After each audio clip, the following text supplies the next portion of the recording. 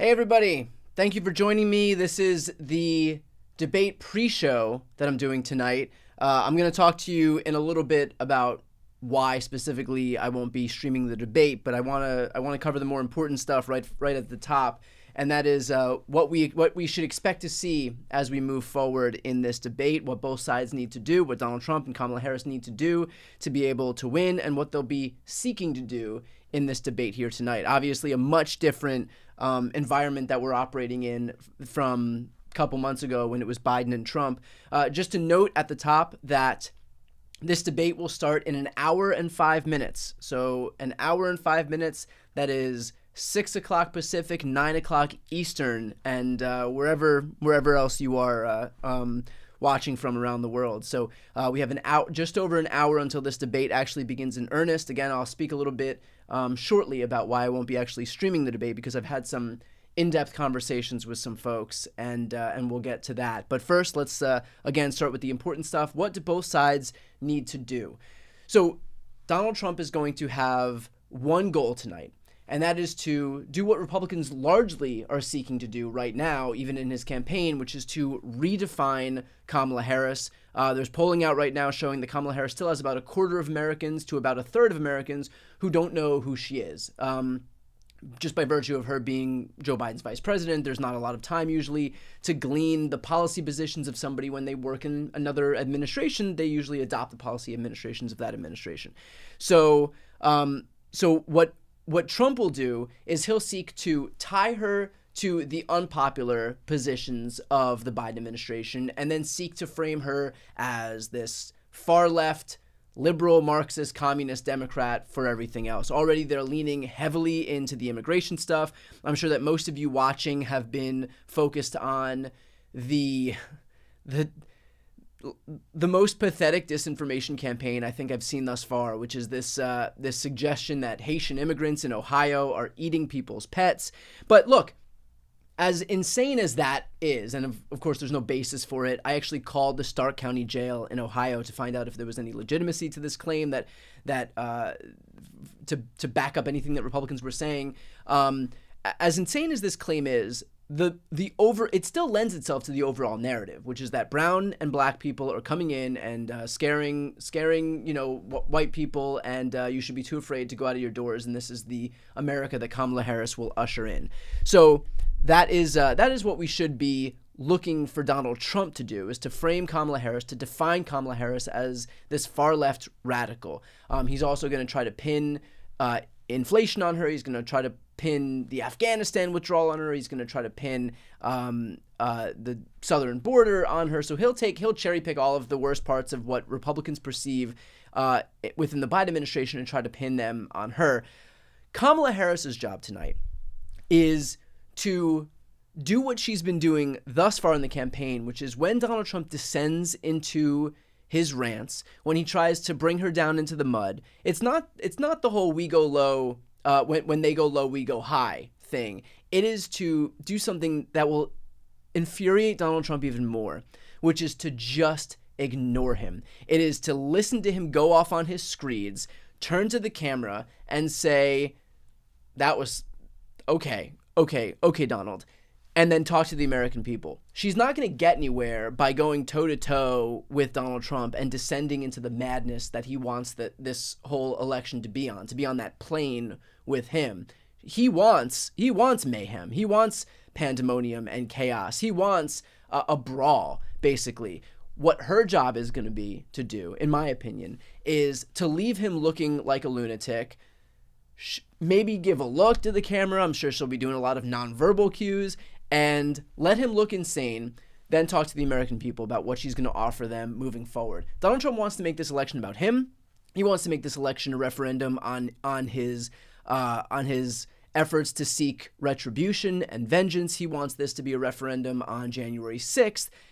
That's what he wants to, that's what he's looking to do here. Kamala's job is to say that, look, Donald Trump's focused on Donald Trump. He's focused on protecting Donald Trump. He's focused on helping himself, on making sure that he pays less taxes. Whatever he can do to prop himself up, that's going to be his priority. My job is to look out for you. My job is to continue the work we've done in the Biden administration, where we've made sure that you can have $35 insulin, which President Biden signed into law, to make sure that you have $35 inhalers, to make sure that you have automatic refunds for canceled flights, to make sure that we've eliminated junk fees at banks, to make sure that we have rural broadband that largely benefits red America. So on issue after issue, the onus is going to be on her to make it clear to the American people, regardless of what Donald Trump is wailing about in the corner, that her job is to continue the work that's going to help regular people, and to point out, who do you trust more to help you lower prices, for example? Is it going to be the guy who, when he had the opportunity to talk about lowering grocery prices, he just blamed it on the Democrats, when he could have actually blamed it on the retailers who were keeping those prices high under the guise of inflation? Or are you going to vote for Kamala Harris, who's already gone after price gougers in her career? So that's going to be, I think, her job as we look forward to all of this in tonight's debate. It's going to be, if I had to put money on it, I would presume that Donald Trump is going to largely try to take the same tack that he took against Joe Biden, which is to be somewhat reserved. The mics are also muted, which is going to help him further. It gives him more guardrails so he doesn't look as insane as we all know he is. But his job is going to presumably be to reach some narrow swath of the American people who already has the propensity to think that this guy might be too much, too extra. And so if he can keep himself calm, that's half the battle for him. But we'll see what happens if Kamala Harris baits him, for example, baits him into saying something crazy, and what we watch him lose his mind, or even worse, again, this is what I was contending before, for her not to respond at all. And that'll just make him look small and deflated and weak. And when you have somebody who views himself as a strong man being presented as weak and small, that's going to set him off even more and send him into this vicious cycle. Again, this is just my opinion. God knows that nobody really knows what's going to happen. And I was out here also thinking, along with the rest of the world, that Joe Biden was going to perform well in that debate. So take everything, these are predictions. I want to make sure that we all have that caveat up front. But that is what I do think is going to happen as we look toward this debate. With that said, I do want to take the opportunity while we're doing this live stream to answer some questions that you all might have. So if you have any questions, first off, make sure you're subscribed to this channel so you can throw them in the chat. The chat is subscribers only, but it doesn't cost you anything to subscribe. And second of all, tag my name. So do @Brian Tyler Cohen. This way I can see. It'll highlight in orange. This way I can see your question.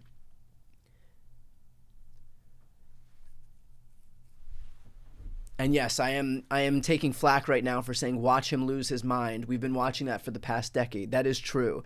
But I think, again, the goal here is going to be for Trump to reach out to some very narrow swath of the American population and try to present himself as something that he's not, which is calm and measured and presidential. And of course, the media will be falling over itself to help him, because the media wants nothing more than to be the first to yell "new tone." We have a new tone by Donald Trump, because they're just largely extensions of his campaign. They haven't learned, and they won't learn moving forward. How can Kamala lose this? That's a good question. I think if Donald Trump is able to pin the worst policies of the Biden administration onto her, is able to frame her as some radical Democrat, radical Marxist, communist, socialist Democrat, I think that's how he wins. Because remember, and I mentioned this at the top, about a third of Americans, I believe it's 28% of Americans, don't know who Kamala Harris is yet. So the biggest question mark in this debate is, who is she? They largely know who Donald Trump is, and most of them don't like him, but who is she? If she's not appealing enough to offer some alternative to Donald Trump, then she hasn't been able to do her job. So if Donald Trump can frame her, can define her as something that she's not, that's success for him, and that's a failure for her. What I presume will happen is that Kamala Harris already knows all of the attacks he's going to make, because he makes them over and over and over. Like, for example, he's going to say, "You're bad on the border." And she's going to say, "I wanted to sign the border bill that was negotiated by James Lankford, a conservative Republican, the same border bill that you tanked because you wanted a broken border to help your campaign." So there are very easy ways, there are very predictable ways that we know that Donald Trump is going to set himself up for failure. And really, it's just going to be on Kamala Harris to make sure to take advantage of those very obvious opportunities when they present themselves to her. Okay, we're getting a lot of questions. I'm going to try to keep up with them as best as I can.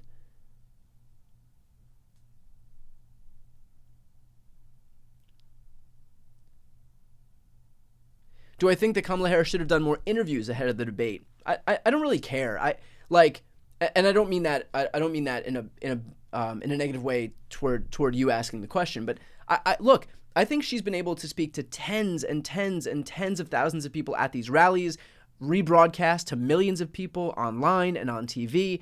I'm not concerned with her ability with the success of her campaign introducing itself to the American people. I think they did pretty much as good a job as you could possibly do. The polls reflect that. The American people reflect that. The registration numbers and for voters reflect that. The donation numbers reflect that. So to look at all of these positive metrics and to say that she did something wrong would be to deny what we're actually seeing, which again, she's raising more money, she's registering more voters, her poll numbers are going up. So I think to say that she should have done XYZ instead of what she did is kind of, you know, wouldn't really make sense in my opinion.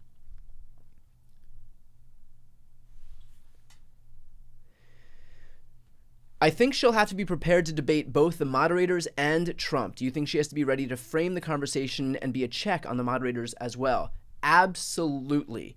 Moderators in mainstream media want nothing more than to be able to take right-wing framing and present it as questions as if it's valid. I cannot remember the last time that the debate in the beginning didn't talk about immigration, because that's what Republicans want to talk about. I'm sure that you've noticed that every September or October, we immediately hear about migrant caravans or immigrants. Now we're hearing about Haitians that are coming in and eating your pet dogs and cats and ducks. It is the same cycle every single year. It happens over and over and over. Nobody learns. That's the craziest part. We have this same cycle where we talk about immigrants or migrant caravans over and over and over until November 3rd or 4th or 5th or 6th or 7th, whenever the election is, and the next day, crickets. There's no more talk about migrant caravans. They all apparently dissipate into the atmosphere, and it's clearly just some disinformation campaign being perpetuated by right-wing media and then glommed onto by mainstream media, because God forbid they don't take their cues from their assignment editors on the right, and then nobody ever learns that when we're not talking about it in the second week of November anymore, it's because the whole point was to scare Republicans' older white base into being afraid of brown and black people and thinking that if the Democrats take control, they'll usher in some type of a great replacement or whatever other mainstream, whatever other racist theory they're mainstreaming right now. And so, of course, in the election, in these debates, we'll hear something about immigration, because these mainstream media moderators need to kowtow to the right. They need to try to prove some neutral bona fides, some centrist bona fides. Do they get credit for it? Do people on the right ever turn around and say, oh, well, you know what? CNN's actually good now. ABC's actually good now. No, they call them fake news the whole time. So the mainstream media outlets bend over backwards to show some goodwill to the right and to validate these bogus disinformation campaigns or bogus talking points. And then those same people who they're kowtowing to just trash them. And then the cycle repeats itself over and over and over. These mainstream media outlets are in constant pursuit of this elusive goodwill from the right that they will never get. This elusive acceptance from Republicans and the Republican base that will never be granted to them. And yet they do it over and over, and we are in this hellish cycle where the rest of us see this happening and we just bang our heads on the wall because we cannot believe that it's actually happening again and again and again. So yes, I do think that to answer the question, Kamala Harris has to be prepared to reframe the conversation and take on both the moderators and Trump himself.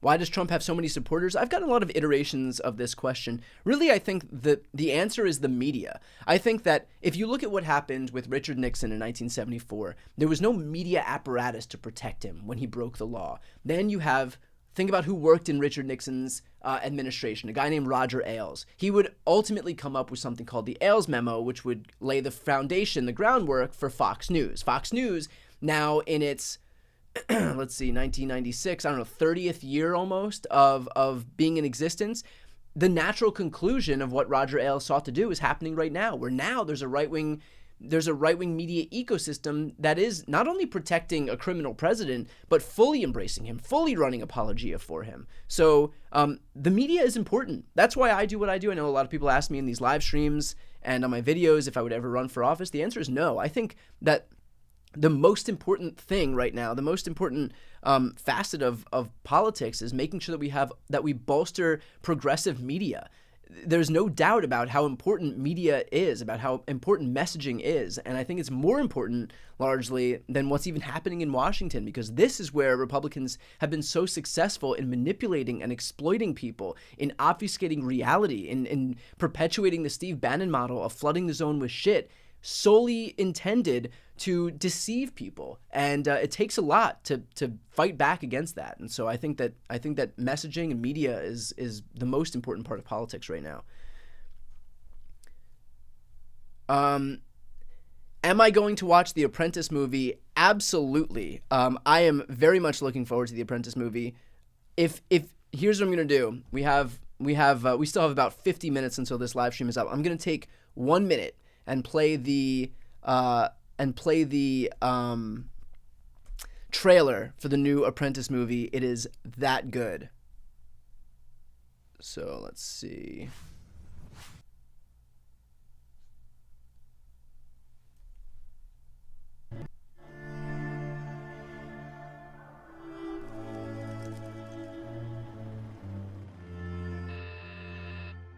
Yes. Hello, this is Donald Trump from Mr. Cohen. Thank you so much. Donald who? 1, 2, 3,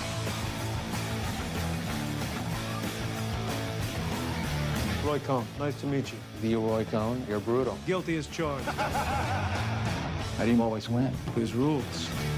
The first rule is attack, attack, attack. It's going to be the finest building in the city, maybe the country, in the world. Rule 2, admit nothing, deny everything. There's never been anything like this, of this magnitude, this quality. Ooh, cheese balls over here. What are you doing? You want one? No, it looks totally disgusting. Cheese balls. Rule 3, no matter what happens, you claim victory and never admit defeat. You have to be willing to do anything to anyone to win. You have a big ass. You gotta work on that. Your face looked like an orange. Attack, attack, attack. Deny everything. Admit nothing. Never admit defeat. What if you lost your fortune today? Well, then maybe I'll run for president. I don't know. I say, if you're indicted, you're invited. So good. So good. Very much looking forward to that movie. Thought it would be a good opportunity to show a lot of people the movie that Donald Trump tried to send legal notice to squash. So definitely, if you haven't yet had a chance to check out that trailer, definitely glad that you had the opportunity to watch that. Okay, back to the debate here. I will get back to the questions.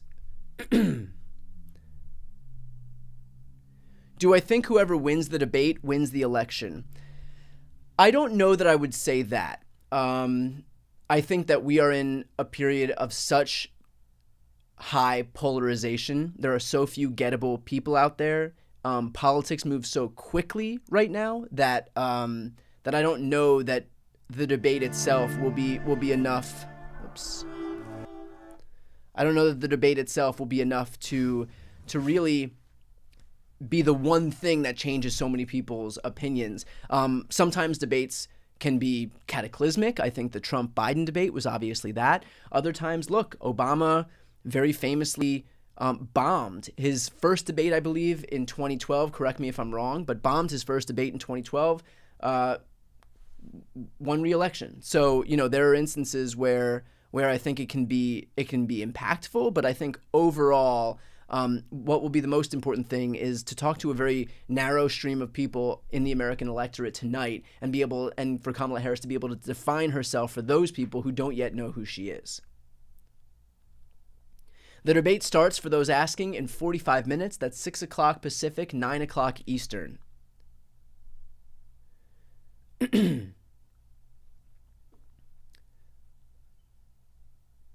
You can go ahead and throw some questions into the chat, and I'll go back to answering them now.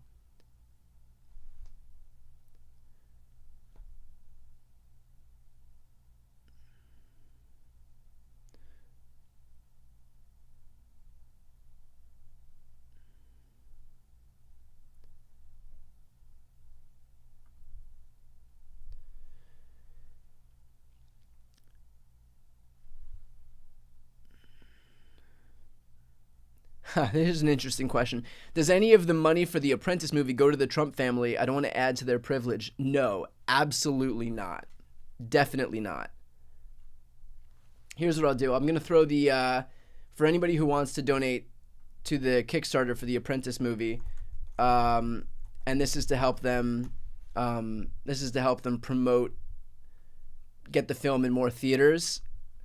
I've just pinned it to the comments section. You can donate $25. That'll give you this way you can actually watch the movie, which is what a streaming ticket costs anyway, which is what a movie theater ticket costs anyway. If you donate $100, you can get your name in the credits of the movie. So there's some pretty cool rewards. If you haven't yet checked out the Kickstarter, definitely check that out. Okay, so I'm getting the question, am I streaming the debate here? I will not be streaming the debate. I asked ABC if I was able to stream the debate, and they said that they are not allowing simulcasting on digital platforms. Then I noticed that there are simulcasts prepped on YouTube for digital platforms, on this digital platform rather, and C-SPAN has a simulcast, PBS has a simulcast, and so I asked them again, is there something that I didn't understand? And I just was met with a response that basically said our position remains the same. There's no way for you to stream the debate. So, not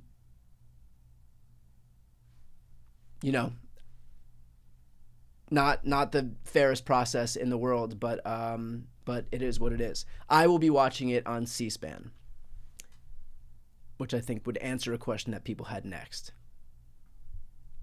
But I tried. I've spoken to other streamers too. I'm not sure if any other streamers are going to stream it.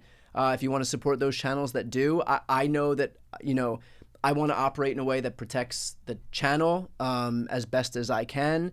But, I guess fairness wasn't really a priority for some of these networks. Okay, back to questions here.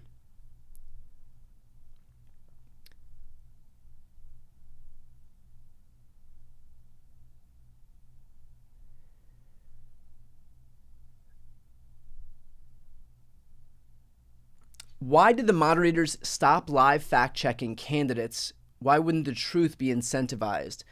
So here's my objective analysis of this. There is a school of thought that the moderators don't want to become a part of the debate itself. And so if a candidate like Donald Trump lies, that it's not up to the moderator to be the one to interject and become a part of the debate, that it's up to the opponent, for example, to chime in and to say what you're saying is a lie, but not the moderator themselves. I'm not entirely sure where I stand on this, because I do think that journalists and reporters have an obligation always to adhere to the truth. In this instance, I do think that it's an opportunity for Kamala Harris to call out Donald Trump. I don't know that she'll be able to do it to the extent that he will be making these lies. But I don't really know where I stand on this. You kind of don't want to you don't want to think about the moderators at all. So it's a little bit of a confusing phenomenon here. I am curious to hear what you all think in the comments about this. Do you want the moderators to not have a footprint at all? Or do you want to be talking about the moderators afterwards? I kind of think that it's an opportunity, if Kamala knows that Trump is going to lie, to use the platform and to call him out on his lies and to do it effectively. I mean, that's presumably the point, not for, David Muir to be the one to say XYZ. You kind of don't want to feel the moderators at all. But it's a little bit in conflict, right? Because on one side you have these journalists, you have these reporters whose job is to staunchly and unapologetically defend the truth. And when there's a lie, their job is to interject and say it. But one could make the argument that the format in which they should do that is during a one-on-one interview, during a rally, for example. And I know the media has dropped the ball relentlessly with regard to how it holds these rallies, how it fact checks these rallies, which is to say that they don't.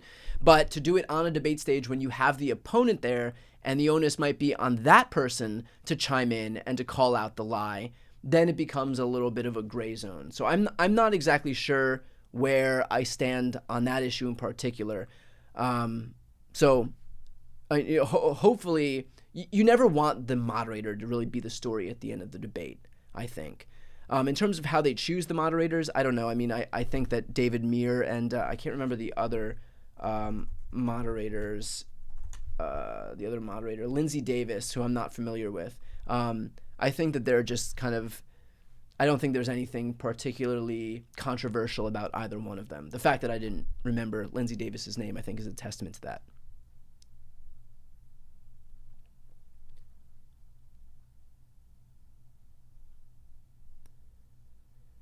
Am I going live for the debate as well? I think I'm going to end the live stream when the debate actually begins. This way people can go to watch it on wherever they'd like to watch it from. I'll probably be watching on C-SPAN. What sort of impact can we realistically see in the post-debate polls, specifically in the swing states? Look, I've said from the very beginning, I think we're looking at a narrow swath of people.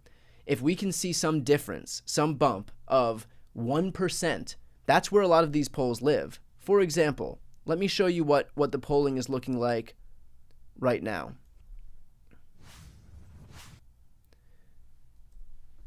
So this is the four major polling averages. You have the New York Times, you have 538, Split Ticket, and Silver Bulletin in all of the swing states as well as the national polls. So Kamala Harris right now in the polling averages is leading in all four national polls by between 2 and almost 3 points. In Wisconsin, she's leading in all of them. In Michigan, she's leading in all of them. Pennsylvania, she's leading in all of them. In Nevada, she's leading in all of them. And in North Carolina, she's leading in all of them. The tipping point state is Pennsylvania right now. If she loses Pennsylvania but wins Nevada and North Carolina, I think she would still win. So in any case, look at the margins that she's winning by.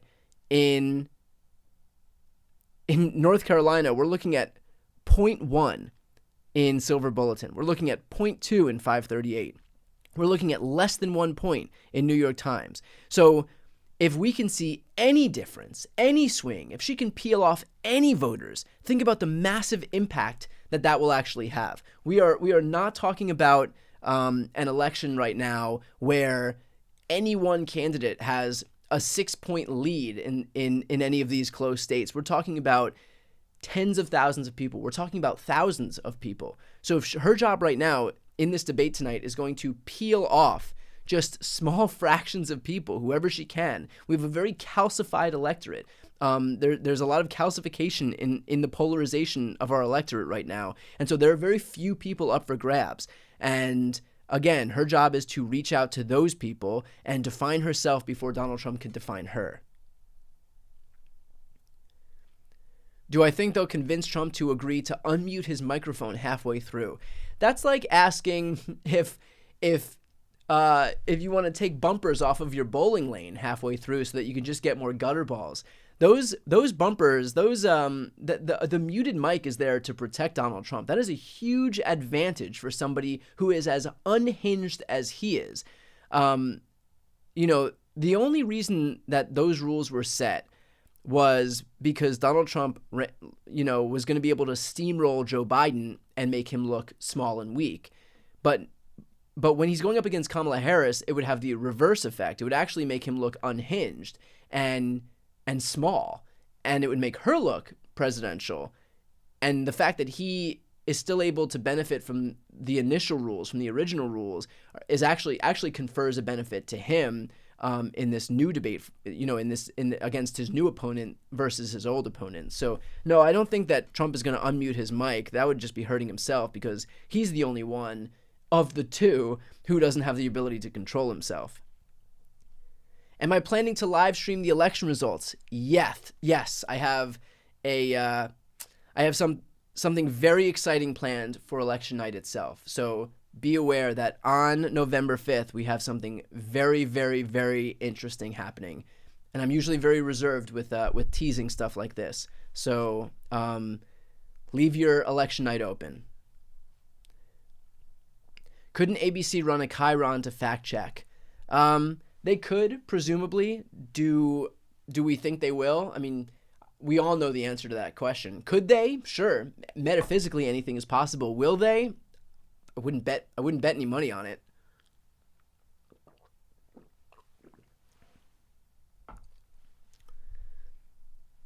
I want to look at some more polling, by the way. This is a Morning Consult poll that had a lot of polling in a lot of different states. So Kamala Harris up 10 points in Virginia. Harris up, 7 points in Minnesota. So Virginia and Minnesota, which were creeping back into Trump's category. I shouldn't even say creeping. They were pretty firmly in Trump's category when he was running against Biden, are now virtually off the map as far as Trump is concerned. When we're seeing a 10-point differential in Virginia and Minnesota, that pretty much takes it out of play for Donald Trump. Now you go into Wisconsin, looking at a 3-point lead for Harris. Look at Pennsylvania, a 3-point lead. Michigan, a 3-point lead. By the way, that's all she would need. Once you win Wisconsin, Pennsylvania, and Michigan, that's 270 electoral votes for Kamala Harris.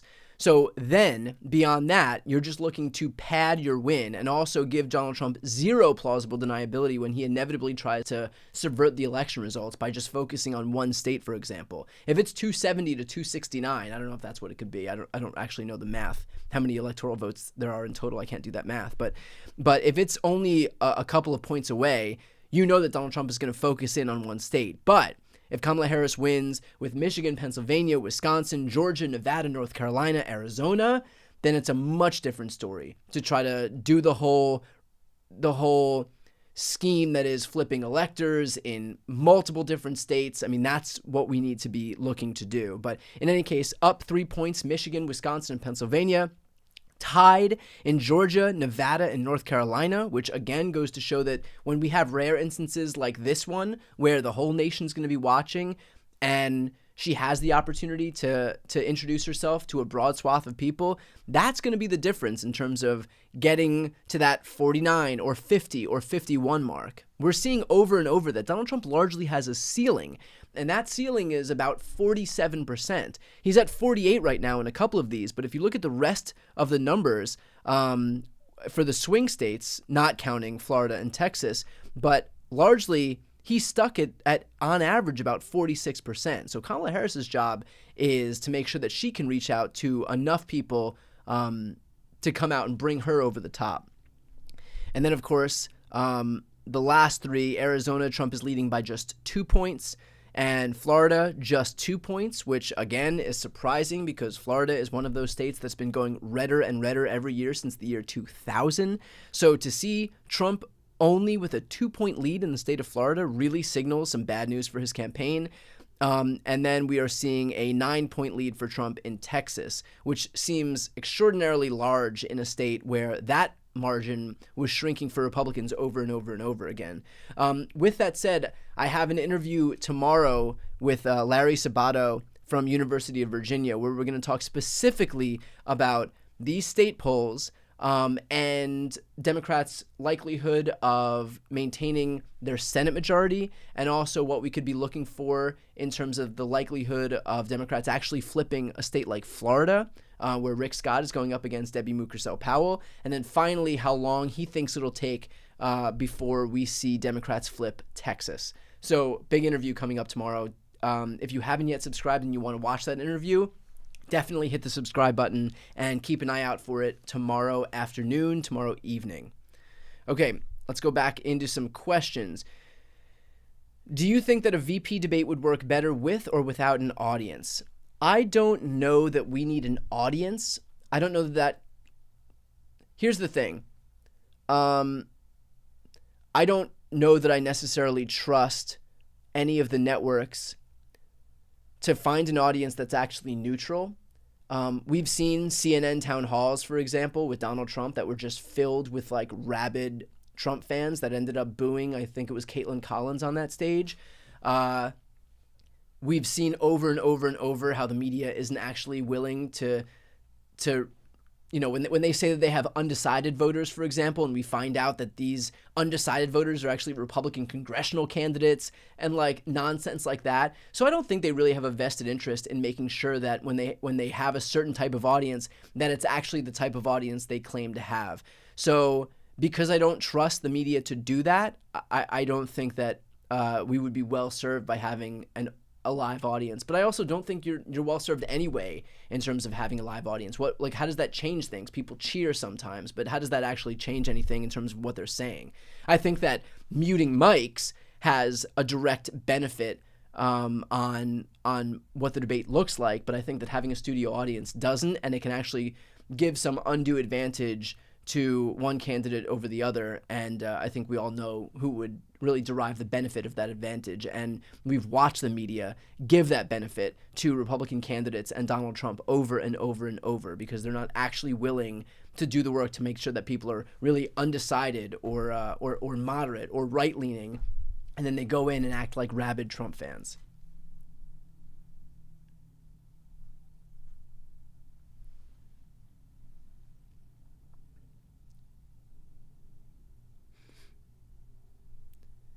Has there been more Democrats registering to vote like in 2020, young people who weren't eligible to vote yet? I don't have the most recent numbers, but I do know in the week after Kamala Harris became the nominee, we had something like 100,000 new registrations across the country using vote.org, and 80% of them were between the ages of 18 and 35. So to answer your question, yes, but I do need updated numbers, and as soon as I have those, I will get them to you.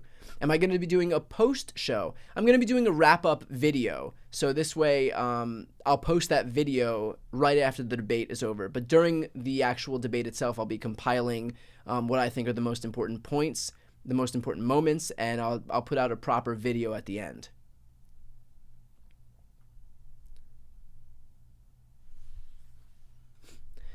Hillary Clinton led in the polls in 2016 but lost the election. What's the difference with Kamala Harris leading in the polls that will bolster confidence in the electorate today?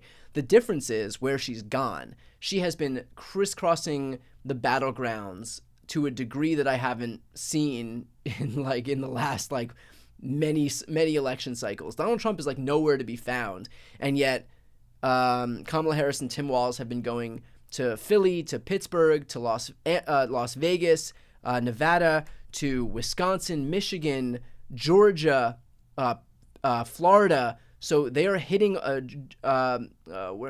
Michigan. So they're hitting all of these battleground states over and over and over again. They're hosting rallies that have 10, 15, 20,000 people going to each venue. So she's not making the same mistakes that Hillary Clinton did, where Hillary just basically assumed that she had it in the bag and didn't bother going out to campaign.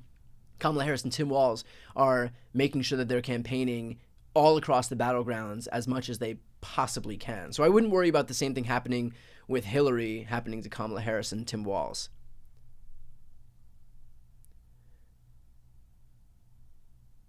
Do I ever sleep? Not enough. I am so excited for Kamala to win and it to be like March or April of 2025 and there be nothing to talk about. I am so excited. I'm so excited not to work 7 days a week. Let's see. You guys can throw questions in the chat and I'll do my best to keep answering them here. Do I think Trump will claim that he won the debate after it's done? Absolutely. Donald Trump could faint on that stage and be out for 90 minutes and wake up and claim that he won the debate. I mean, there is no length he won't go to try and claim victory, even when it's the guy incited an insurrection the last time he lost and wanted to claim victory. When I say that there's no lengths he won't go to claim victory, even in the face of loss or adversity, I mean it. I mean, he incited an insurrection against the U.S. government. I think that goes to show that Donald Trump will always claim victory, no matter how bad the results are for him. Will I be dressing up as Tim Miller or Glenn Kirshner for our Halloween episode, for Halloween podcast? Should I shave my head and be Glenn for our Halloween podcast? Shave my head for a one-day bit?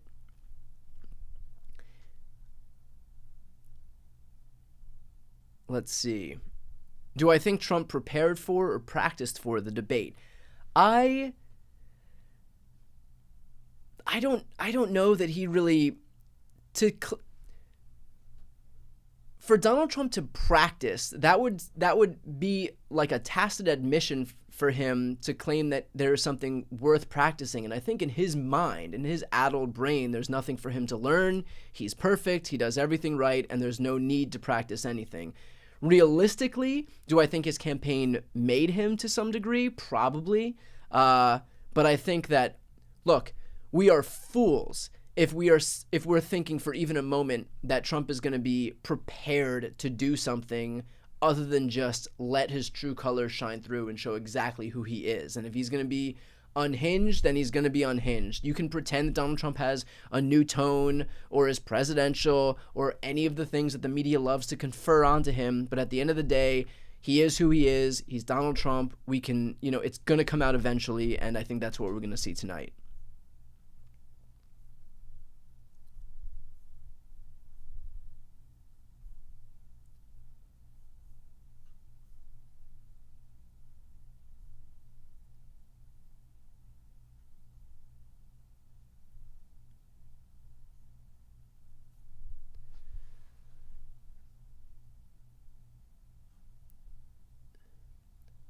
Is it possible Trump doesn't show? No, it's not possible. Actually, he just showed up with Laura Loomer to give you an indication of the kind of people that he frequents with. I believe that RFK Jr. is also in the spin room for Donald Trump tonight. So, I mean, just like, talk about the circus. He is bringing all of the clowns in tonight. And that should, if nothing else, even if Donald Trump himself didn't offer enough of a warning for people to see how unhinged and dangerous his administration would be, he's giving them even more of a reminder by surrounding himself with people like RFK Jr. and Laura Loomer.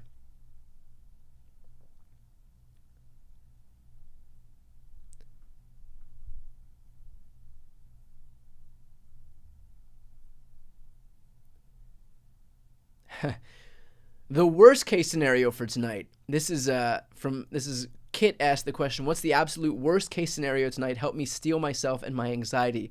That's right. This is what I get. Everyone's like, give me some good news. I'm like, what's the I'm in that boat. I'm like, what's the worst thing that can happen? You got to keep expectations low. This way you always exceed them.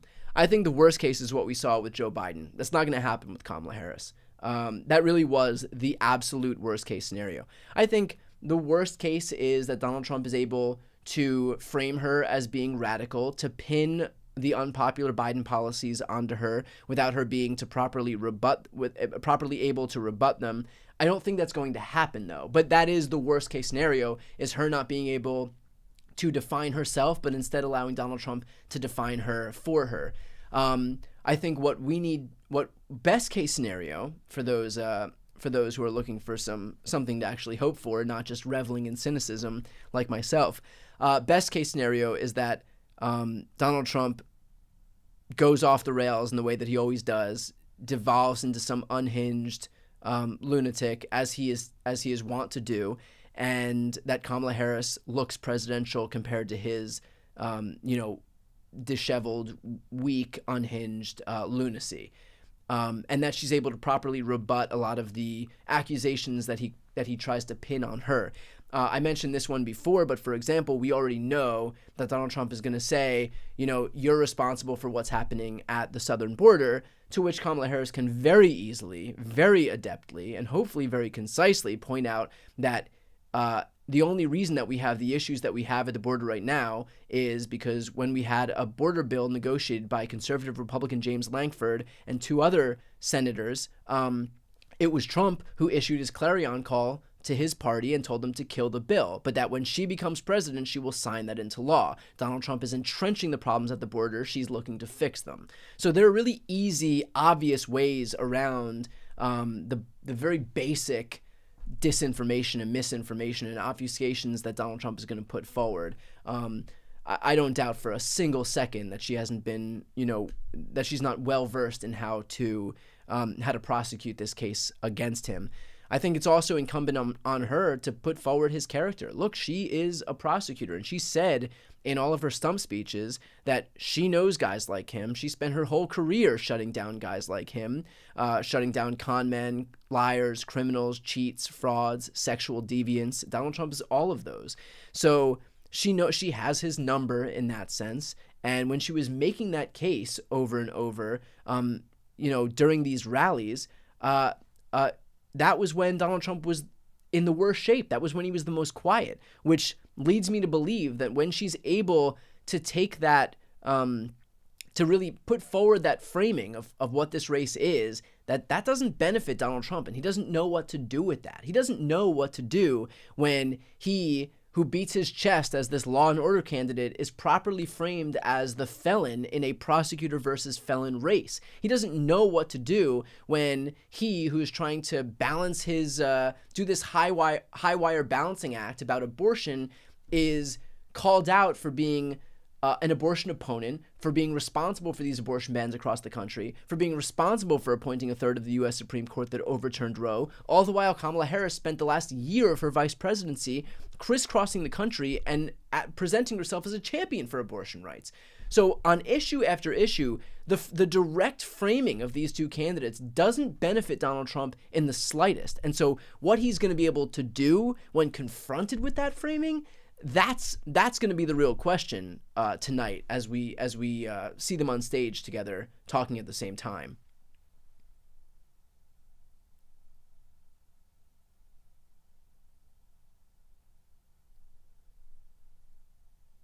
Let's see.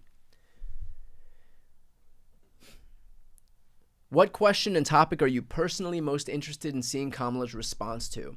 I think the abortion, reproductive rights is going to be especially potent, especially powerful. We all know how powerful that issue has been. Democrats are winning elections in Kentucky, Kansas, Ohio, Virginia, Alabama, solely predicated on the issue of abortion. So I think that when they have the opportunity to deal with this question, and remember, Biden was handed this question on a silver platter and pivoted to migrant crime, which I think was the worst thing I've ever seen in a debate. Kamala Harris won't make that same mistake. And again, this is the issue that I think she's most passionate about. As I said, it's the issue that she crisscrossed the entire country litigating and talking to college students about.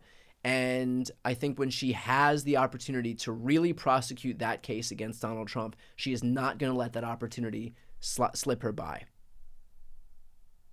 For those asking, we have about 15 minutes until the debate actually begins. By the way, just a quick note for those watching right now, if you'd like to support this channel, all I would ask is that you subscribe. Doesn't cost you anything to do so. It's the best way to support my work, best way to support and watch these live streams. That is when certain media outlets are able to allow us to broadcast it to people. And don't give, well, I'll leave it there. But in any case, if you're looking to support this channel, to watch more live streams, to watch my regular coverage on a daily basis, please make sure to hit the subscribe button right here on the screen. That's the best way to support what I do. I don't do commercials or host read ads or sponsorships. I don't put any of my content behind paywalls. I don't believe in any of that. But the single best way to support what I do is just to hit the subscribe button and support my work that way.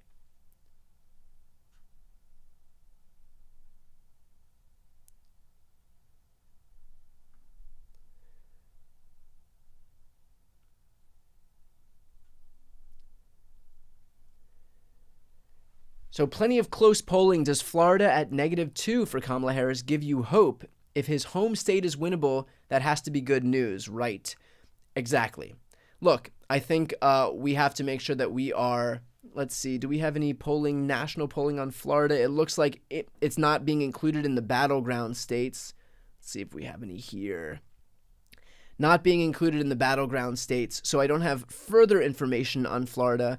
And of course, with all of the polling, we have to make sure that we're not looking at outlier polls. But seeing a poll at -2 for Kamala Harris in a state like Florida, which has been trending redder and redder every election cycle, and which I believe Ron DeSantis won by like certainly double digits in the midterms, is definitely a good sign for Kamala Harris. If she can win his home state, of course, that would be, if Kamala Harris is winning Florida on election night, then that is game over for Republicans. That is game over to a degree that I don't think we've seen in a long time. That would be bigger than 2018 midterms, where Democrats won by the largest margin in modern American history, won the House. So, keep looking at these polls, recognize that they're just a snapshot in time, recognize that there's going to be outliers, and regardless of what we see, make sure that we're still working as if we're down by 5. That's our job.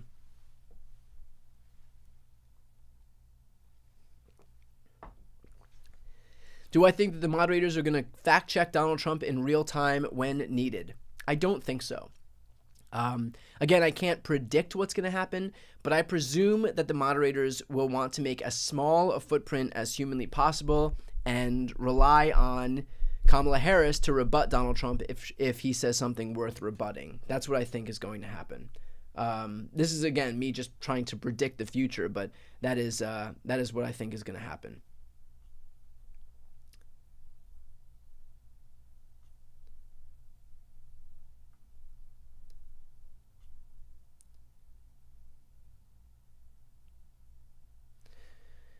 One other thing that I thought was pretty interesting, we have a tweet here.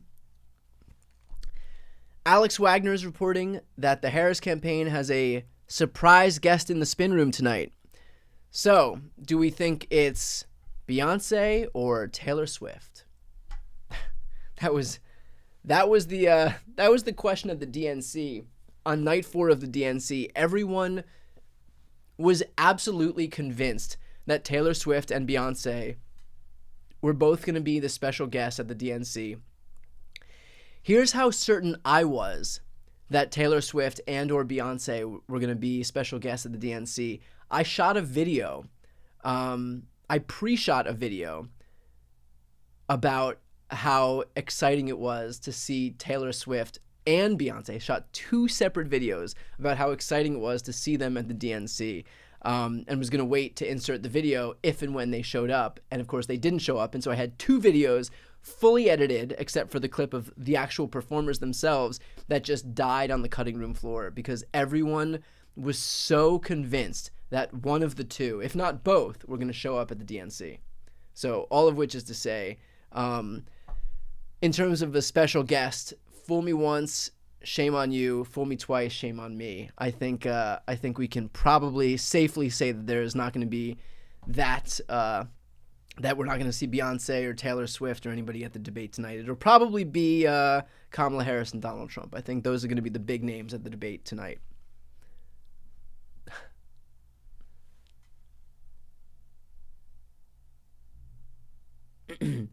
Do I think that Trump will slip up and think that he's debating Biden again? I think that Donald Trump will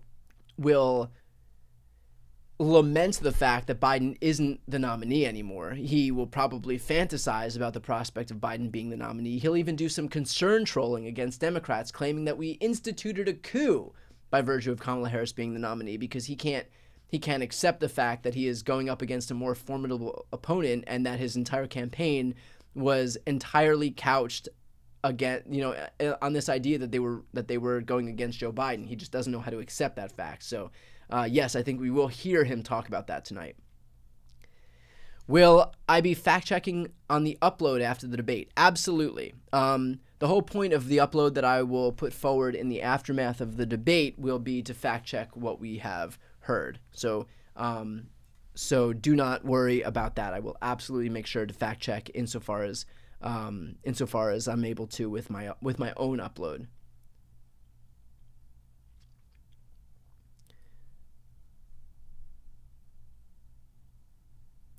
Do I think Trump would dare to mention Kamala's biraciality? That's a good question. I don't think he will. I think he's tried that tack already, and I think that it kind of blew up in his face, and so I don't know that he's going to try the racist attack in front of the black woman that he's competing against. I think it's easier for him to do it when she's not there because he's a coward, but it's a bizarre attack, and honestly, I think the maddest he got, if I had to guess, would be when, who is it, Dana Bash asked Kamala Harris for her response to Trump denying her biraciality, and Kamala Harris responding, I don't think about that next question, because it just belittled him. It made him look weak and deflated and small. It made her look presidential. It made her look bigger than him.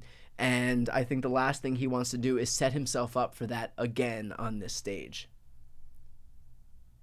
And by couched, yes, I realize I'm using a trigger word if JD Vance is watching this live stream right now.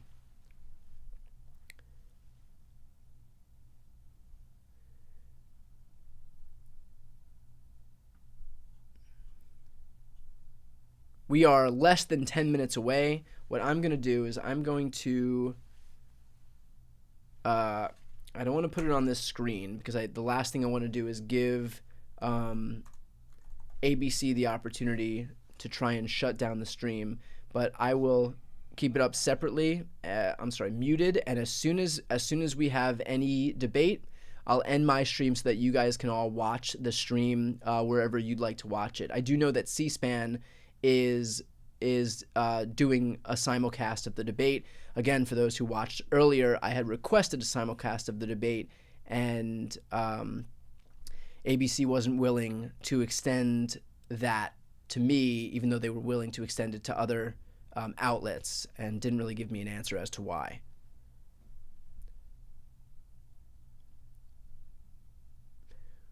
Will I leave the chat up? That's an interesting question. I'm going to do a poll. If enough people would like me to leave the chat up, I can.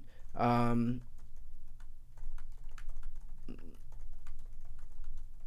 won't be here. But please vote in this poll so I know whether or not you want me to leave the chat up. And yes, for those asking, I will pin a link to C-SPAN live. This way y'all know where to go if you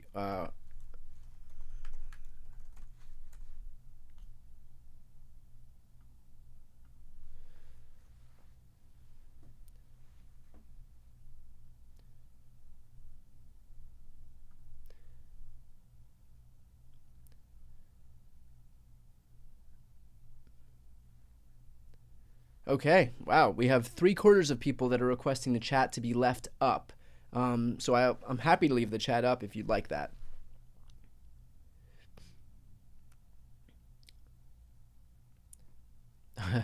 For emotional support, that's why. Why am I choosing C-SPAN? C-SPAN is always great. Never had any issues with C-SPAN, and they have been excellent, and never act in bad faith or hostile to streamers, which is what I've encountered recently.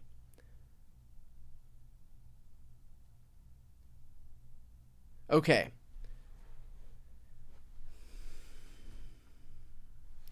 Let's get a few more questions in here before this debate begins.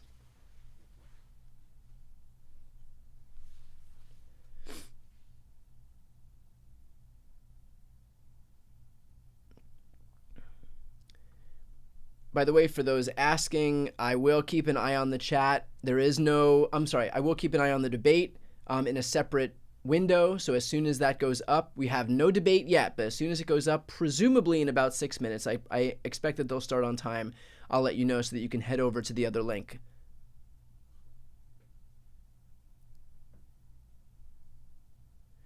Why not just stream C-SPAN with us? C-SPAN will be streaming it's a little bit confusing, but C-SPAN will just be streaming the simulcast of ABC. So it's not C-SPAN's branding as far as I know. It'll be ABC's branding. If ABC sees my channel using their branding, they can issue a takedown of my stream. They can issue a strike against my stream. So I have to protect the channel so that I can continue doing my regular uploads, doing other live streams if I want to, and not put the channel at risk for one event. Normally, what I think was interesting is there was some dispute, I think, that Disney's having with DirecTV, and Disney was like, oh, we're going to allow, or I don't know who it was. Somebody was like, oh, we're going to allow just this debate, even though we're not giving other content to between Disney and DirecTV while the dispute was ongoing.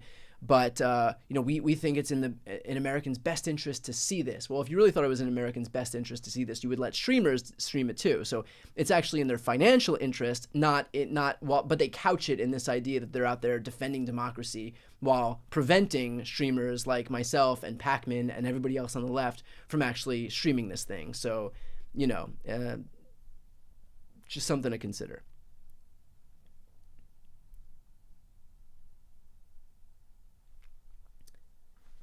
Interesting. Somebody just said that Kamala is streaming it from her YouTube channel.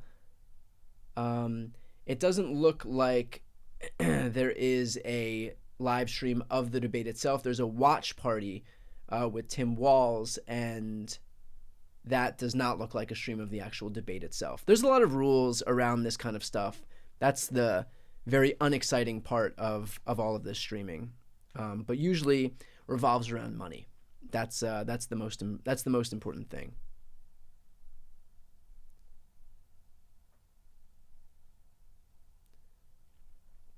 Have I thought about what a Harris cabinet would look like? I actually have, and I had a conversation today about one member of a potential Harris cabinet. I won't talk about it now because I don't want to jinx anything, but I promise you, if we wake up on November 6th and Kamala Harris is the president-elect, I promise you we will be talking about everything. But I don't want to jinx it right now. If Donald Trump loses this year, do you think he'll try to run again in 2028? I actually don't. If he loses this year, especially if it's decisive, I don't think he'll run again in 2028. He'll be in his mid-80s by then. He'll be 86, I believe. It's just, I don't think it's going to happen. And I do think that he's going to become enough of an anchor around Republicans' necks that they'll realize that it's literally not worth it for him to run again, for them to run again, and just to have this albatross around their necks who's only proven to be a loser in 2018, 2020, 2022, 23, 24.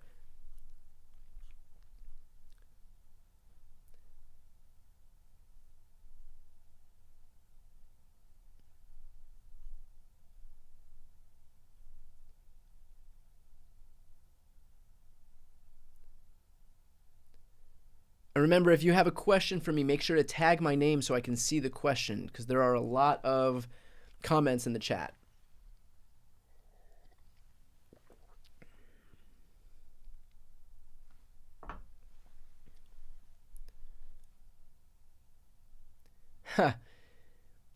Would I want to be communications director or press secretary? No. I've said before, and I'll say again, I think it's very important to bolster progressive media.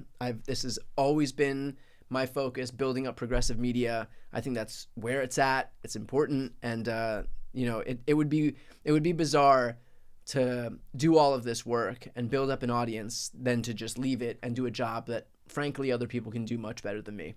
You look at someone like Jen Psaki, there's nothing that I could do better as press secretary than someone like Jen Psaki. So.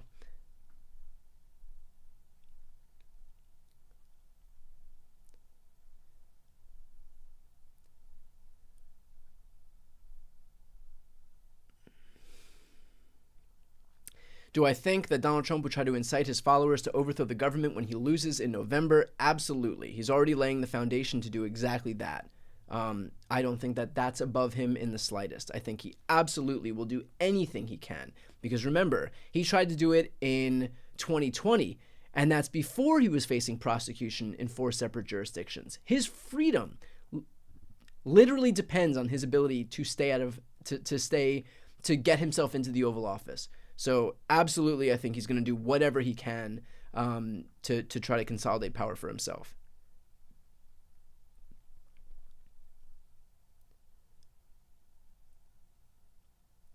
Do I think that the GOP circus would finally leave town without Trump? No.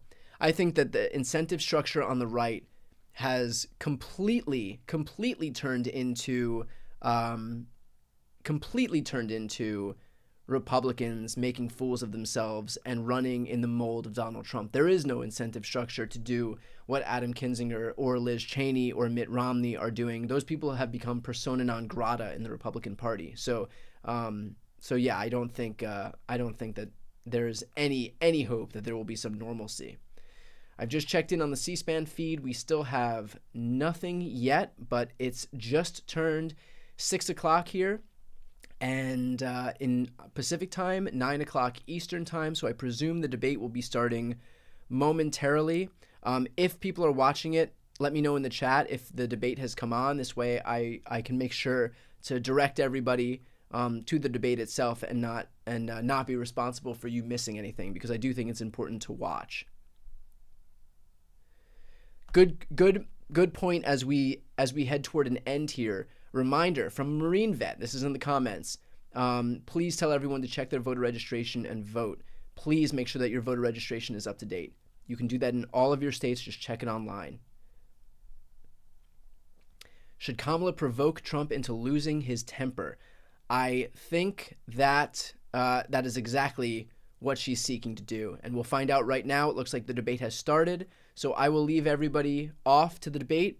I pinned the link in the comments of my in the top of the comments section, so go ahead and watch the debate, and we will check back after. Thanks, everybody.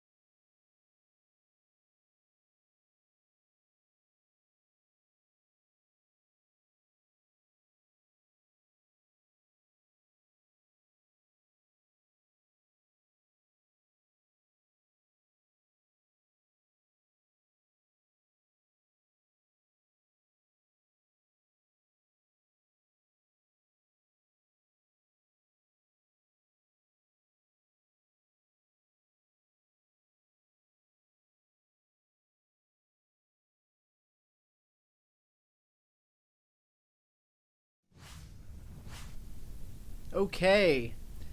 Wow. Let's talk a little bit post-debate analysis. First of all, I cannot imagine a world in which that could have gone better for Kamala Harris while simultaneously going worse for Donald Trump. It would be one thing, for example, if Trump had a good debate but Kamala Harris had a better debate.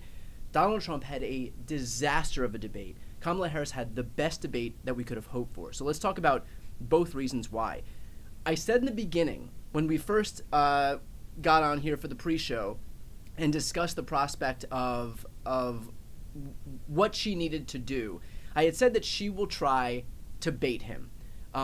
And how well Donald Trump does will be determined in terms of how well he does in terms of evading that bait.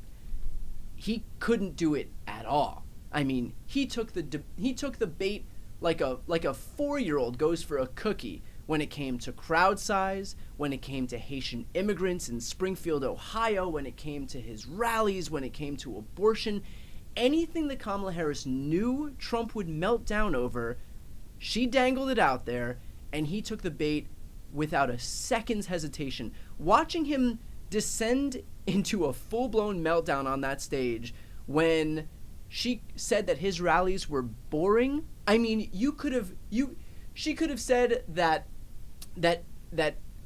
Eric Trump was on fire backstage. Donald Trump wouldn't have batted an eye, and he would have gone all in to rebut this claim that his rallies are boring. I mean, it was such easy bait. And yet he was so focused. He's so easy to manipulate. And so my contention here is that not only did Kamala Harris expose Donald Trump for being easy to manipulate, which clearly she did, everybody could see it, she also exposed the extent to which other people are able to manipulate him if they need to. There is a reason why Erdogan, Putin, Xi, Bolsonaro, Kim Jong-un, the world's autocrats and dictators who are not friends of the United States want that man in office. It is quite simple. It's because he allows them the ability to roll the United States because he's easy to manipulate. We all just got a glimpse of that firsthand on that stage. All you have to do to manipulate Donald Trump is pet him, basically. And they all know that, and they all want something from the United States. The only goal of Russia for the entirety of Putin's presidency has been to undermine NATO. That's all that Putin has ever sought to do. And he knows that Donald Trump is a willing participant in terms of him doing that. And so he pets Donald Trump. He makes him feel like a strong boy. And in exchange for that, Donald Trump does his bidding on the international stage and undermines NATO. I mean, he would have pulled us out of NATO if he could, and if he gets a second term, he absolutely will. So Donald Trump gets rolled by these people, and Kamala Harris put on full display the extent to which it is so aggressively easy to do exactly that. So that's Donald Trump taking the bait. In contrast to that, she just looks like the president. She looks serious. She looks well put together. She sounds articulate, and she seemed like the president of the United States compared to this unhinged lunatic who was ranting and raving. There were multiple points at which he was complaining about Hunter and Joe Biden. Like, what are you doing, dude? And so those were just two instances. Obviously, the abortion one was a disaster for Donald Trump, where he kind of went all in. Look, I think Donald Trump's biggest pitfall is that he has deluded himself into thinking that the way that people consume his lies at his rallies is the way that people will consume his lies otherwise, is that that's real life. And it's not. The people at his rallies are his marks. They'll lap up whatever he puts in front of them. Doesn't matter how much bullshit he spews, they'll lap it up. They're not discerning. They have no scruples. They are there to believe every single bogus word Trump says. And so when he gets backed into a corner, he ramps everything up to a 10. He gets desperate. He gets unhinged. And he starts screaming. He starts speaking in superlatives. He goes full manic. And when he does that at his rallies, it works. It gets people fired up because they believe everything he says. But in the real world, it makes him look desperate. It makes him look like he's lying. It makes him look weak and small and pathetic and extreme. And no one's going to believe the stuff he says when he ramps it up from a 2 to a 10. He just looks crazy. And that's exactly what he did on that stage. And so he realized he was getting pummeled by Kamala Harris on the issue of abortion. And so what did he do? Democrats are doing post-birth abortion. Democrats want to kill your baby in the hospital. They want to give birth to the baby and then murder it. And he thinks in his addled mind that this is going to convince people. When he raises his voice, he gets more believable. When he starts screaming out insane conspiracy theories, that people will get scared because he's used to spooking people in his base. That's how it works on the right. But in the real world, when he does that kind of stuff, it doesn't work. It just betrays how little control he has over himself, how little control of reality he has, and how easily how susceptible he is to disinformation, whether he's believing it or purveying it. And so he'll come on stage and he'll spew this nonsense about doctors aborting babies once they're born, and just straight nonsense. It's an abject lie, and it kind of showed how poorly prepared he was for this whole debate, because I think he just got used to, maybe he's still fantasizing about this idea that he's running against Joe Biden. I'm not sure. There was a moment where Kamala Harris literally had to come out and say the words, "You're not running against Joe Biden, you're running against me." That is a rough line to take when you're Donald Trump, because dude doesn't know who his opponent is. And the fact that even on the climate change question, he did the same thing.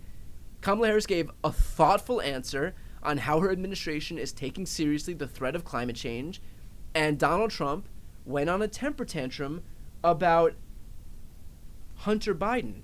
And I think, did we actually just get, I think we might have some breaking news here.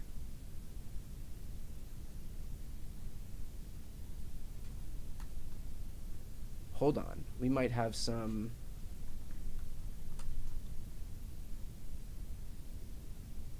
Wow. Okay. We've got some pretty big breaking news. Here we go.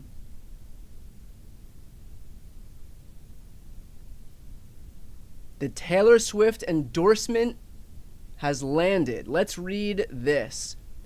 Like many of you, I watched the debate tonight. If you haven't already, now is a great time to do your research on the issues at hand and the stances these candidates take on the topics that matter to you most. As a voter, I make sure to watch and read everything I can about the proposed policies and plans for this country. Recently, I was made aware that AI of me, falsely endorsing Donald Trump's presidential run, was posted to his site. It really conjured up my fears around AI and the dangers of spreading misinformation. It brought me to the conclusion that I needed to be very transparent about my actual plans for this election as a voter. The simplest way to combat misinformation is with the truth. I will be casting my vote for Kamala Harris and Tim Walz in the 2024 presidential election. I'm voting for Kamala Harris because she fights for the rights and causes I believe need a warrior to champion them. I think she is a steady-handed, gifted leader, and I believe we can accomplish so much more in this country if we are led by calm and not chaos. I was so heartened and impressed by her selection of running mate Tim Walz, who's been standing up for LGBTQ plus rights, IVF, and a woman's right to her own body for decades. I've done my research and I've made my choice. Your research is all yours to do, and the choice is yours to make. I also want to say, especially to first-time voters, remember that in order to vote, you have to be registered. I also find it's much easier to vote early. I'll link where to register and find early voting dates and info in my story. With love and hope, Taylor Swift, childless cat lady. Damn. So there it is.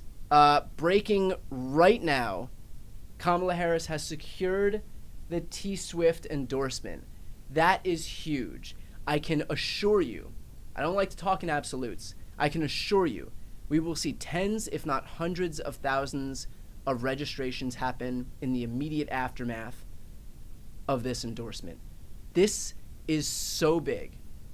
The way the power that she holds with Gen Z voters, with young people, cannot be overstated.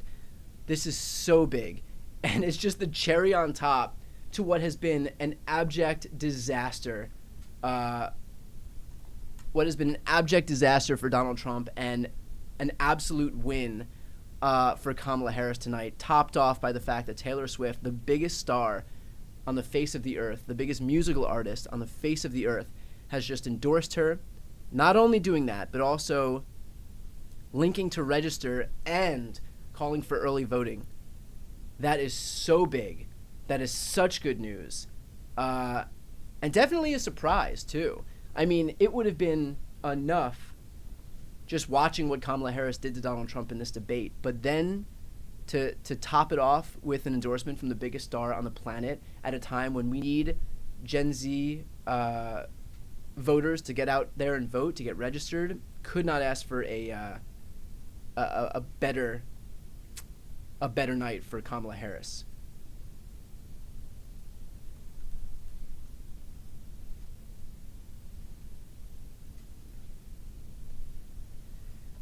So, with that said, let's go back to debate analysis. Again, Kamala Harris achieved her first goal of showing how easy it was to bait Donald Trump into basically lose his mind, show how easy it was to manipulate him, to show how easy it was to prove that he is unhinged and angry and unqualified, doesn't have the temperament to be the next president. Kamala gave clear answers on abortion, on climate change, on issue after issue, and Trump couldn't give clear answers, and in fact would attack. And like I said before, there were lots of moments where he started attacking Joe and Hunter Biden. I mean, it just everything reflected really poorly on him in terms of how he performed. So yeah. I'm still looking at this statement by Taylor Swift. I mean, this is absolutely huge. What a great cherry on top in terms of what we could expect to see from this evening. This is an endorsement that we've been waiting for a long time. There was worries that that Taylor wouldn't endorse anybody because of how hot the political climate has gotten. But what was so funny is that, or so interesting about this, was it came as the result of Donald Trump's own actions. Had he not decided to perpetuate disinformation by posting AI and claiming that Taylor had already endorsed him, I don't know if she would have. But she even notes here that the reason that she decided to make this endorsement was because Donald Trump posted AI falsely endorsing of Taylor, falsely endorsing his presidential run, and posted it to his site. She says the dangers of spreading misinformation brought me to the conclusion that I needed to be very transparent about my actual plans for that election. As a voter, the simplest way to combat that misinformation is with the truth. I don't know if she would have come out had it not been for Donald Trump. He screwed himself. He's so desperate to peddle his lies. He's so desperate to wade into these waters of straight lies and disinformation and misinformation that had he said nothing, he might not have dealt with this endorsement. But because he was so quick to do that, it forced Taylor's hand to have to come out and clear the record, because he can't not lie. He can't help himself by just shutting the fuck up for a few minutes. He has to lie every time he opens his mouth. And that's what happened here. And now you've got the biggest star on the face of the earth who not only came out endorsing Kamala Harris, not only did it while Donald Trump was beaten, bloodied, and battered on the debate stage, but also included a voter registration link to make sure that her voters know exactly how to wield their power, know exactly how to make their voices heard. It was a smart move, and again goes to show the extent to which Donald Trump is just out of his league, doesn't know what he's doing, is not prepared for this campaign, running a Bush League campaign, complete amateur hour, and he's getting taken advantage of at every turn. And it's getting taken advantage of by a lot of women, and that's something that's not going to sit well with him either. To have gotten routed on that stage by Kamala Harris, only to then get routed by Taylor Swift in the immediate aftermath of that debate is pretty amazing to see.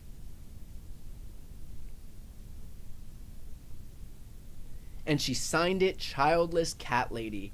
A+ J.D. Vance. J.D. Vance making his mark. Man.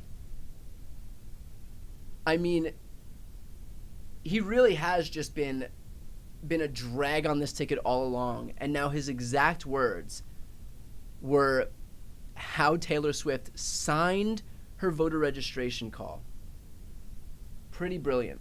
And it's not just J.D. Vance, let's be clear. It was Donald Trump promoting on his own platform this notion that Taylor Swift had endorsed him. That was his screw up. Both of them, equal players in their ability to sink their own campaign. I would venture to guess that we will see 100,000 new endorsements, 100,000 new voter registration in the coming week. That's what I would venture to guess. That we will see 100,000 new registered voters in this country in the next few days. That's I think what's going to be the result of this Taylor Swift endorsement. So a really big night all around. So with that said, I have a debate wrap up coming out. For those who are watching right now, if you are not yet subscribed to this channel, please make sure to subscribe so you can watch that debate wrap up. I go into detail about every facet of this debate, and I think I have no choice right now but to do another video about Taylor Swift. So I'm going to go in depth on that as well. I did just see the question, how would I grade Kamala's debate performance? Let's grade both of them right now. I would say, knowing that she went into this debate needing to do probably two things. One is present herself as offering up a vision for how to move this country forward. A+, nailed exactly what she needed to do. In fact, very often redirected the conversation from Trump's lunacy to actual serious plans, policy proposals, and a vision for the future. Multiple times, directly into the camera, talking to the American people, not talking to Donald Trump, not letting him kind of usurp the conversation or control the narrative, but talking directly to the American people seconds after casting him off, casting some nonsense he said off. So A+ on that. She also needed to show that she could bait him and that he would take the bait. And that was a resounding success to Trump's detriment. He took the bait in this debate on everything, whether it was abortion, Haitian migrants, crowd size, rallies, whatever she put forward, he bit like the first fish to ever see chum in the water. There was no question. It was like any semblance of discipline that his handlers might have tried to instill in him went out the window. It's like throwing a ball for a dog in the park. Nothing else existed for Donald Trump. Tunnel vision. Rage-fueled tunnel vision. And so she did exactly what she needed to do. She baited him, and she redirected everything to how her administration would offer a clear vision for the future that would be focused not on helping herself, not on lowering taxes for herself, but instead offering up benefits to regular Americans, to build on the work that she'd already started with Joe Biden. And that's work that will help regular middle-class, working-class Americans. Work like $35 insulin, $35 inhalers, immediate refunds for airline cancellations, eliminating junk fees at banks, rural broadband, which overwhelmingly benefits red America, free COVID tests, an economy where 800,000 manufacturing jobs have come back to the U.S., 16 million jobs in total, a record high stock market. On issue after issue after issue, we have 50 million people who've signed up for the ACA. So whether it's healthcare, whether it's climate, whether it's infrastructure, gun safety, all of these agenda items that the Biden administration had started will continue to be carried out by Kamala Harris's administration. And she made that abundantly clear on that stage tonight. There was a focus on how she could help regular Americans. As far as Donald Trump's grade is concerned, a D. Only reason I'm not giving him an F is because because he didn't fall asleep, I guess. An abject disaster. Do I think, I'm getting this question a lot, do I think the ABC moderators let Donald Trump talk too much? Nope. Let him talk. He hung himself. They gave him the rope, he hung himself. This is an instance where I think the moderators did quite a good job. Surprised me. Quite a good job. They deserve all the credit in the world. We're able to fact check without becoming participants in the debate. Fact check clear lies that Donald Trump was making, like post-birth abortion, that nonsense, and kept the debate on track. But ultimately, it was Trump's debate to lose, and he did exactly that. So we will leave it there. Big night tonight. Thank you all for tuning in and watching this post-debate analysis. Again, if you enjoyed this and if you want to tune in for other live streams, assuming I'm able to do them, please make sure to subscribe to this channel. It's the best way to support what I do, and doesn't cost you anything, but it's a great way to follow along with my work. Thank you so much, and see you tomorrow. We'll either do live streams or more regular videos. All right, thanks everybody.